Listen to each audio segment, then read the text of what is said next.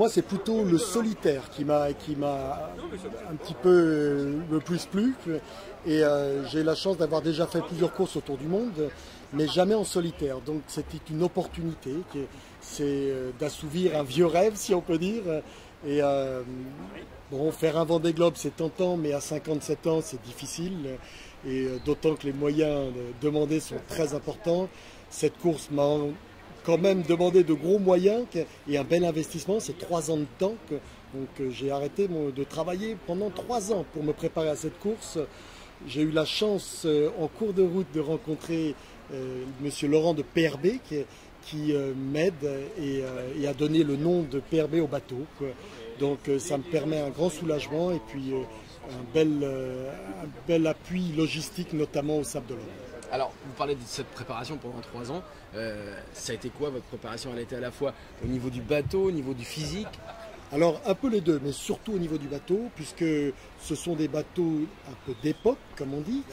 Donc, j'ai acheté un bateau qui était le moins cher possible, on va dire, qui rentrait dans les conditions de jauge, et j'ai tout refait. Donc, le bateau, on l'a mis à nu complètement. On a refait des pièces aussi importantes que les cadennes. Les cadennes, ce sont les pièces métalliques qui accrochent le mât à la coque.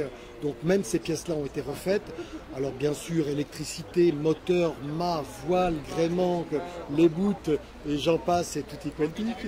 Et donc vraiment, c'est un bateau qui revient dans un jus neuf maintenant. Vous n'avez aucune appréhension de partir comme ça se faisait il y a 50 ans? Ben, si, beaucoup. Bien sûr qu'il y en a. La plus grande appréhension, c'est de ne pas pouvoir beaucoup communiquer, c'est de ne pas pouvoir prendre des nouvelles de ses proches, c'est évidemment de ne pas facilement donner de nouvelles. Bon, mais ça fait partie du lot. Depuis le début, je le sais, donc je m'y suis préparé. Et bien que je ne sois pas un solitaire dans l'âme, eh bien, il va falloir que je m'y fasse. Oui, parce qu'il y a quelques mois de navigation quand même. Oui. Là, on part pour au moins 8 mois. Alors, une dernière petite question justement. Sur votre CV, vous parliez de vos tours du monde en équipage. C'était quoi? À quel moment vous avez commencé la voile? Expliquez-nous un petit peu votre parcours. Alors, j'ai dû commencer la voile à l'âge de 7-8 ans, dériveur, un petit peu comme les gamins en optimiste. Et puis rapidement, je suis passé à l'habitable. Et la course au large m'a beaucoup tenté. J'ai fait quasiment toute ma carrière en course au large, avec beaucoup de traversées de l'Atlantique, avec beaucoup de courses en multicoque, notamment au début des grands multicoques, dans les années, on va dire 80-90. Ensuite, j'ai eu la chance de faire 3 Coupes América, dont la dernière avec le bateau américain BMW Oracle, un grand trimaran encore une fois. Et puis 3 courses autour du monde en multicoque encore une fois, dont le point d'orgue était le record du Jules Verne en 50 jours avec Bruno Perron.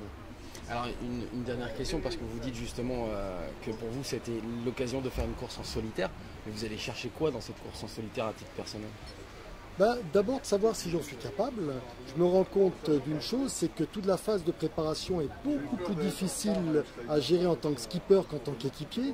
Vous l'avez compris, toute ma vie j'ai été équipier. J'avais évidemment des responsabilités, mais la responsabilité de skipper est multiple. On doit toucher à tout, et encore plus dans une course comme ça, où l'on n'a pas quand même les moyens techniques et d'assistance de bateaux, de gros bateaux et de bateaux modernes. Donc je dois dire que la partie technique a été assez longue, assez difficile, mais on arrive à son bout. Et quelque part, je suis assez content d'aller à l'eau, d'en découdre et de partir. Partager des conférences de presse avec Jean-Luc Vandenel, c'est pas mal. Tout à fait, quel honneur des grands messieurs.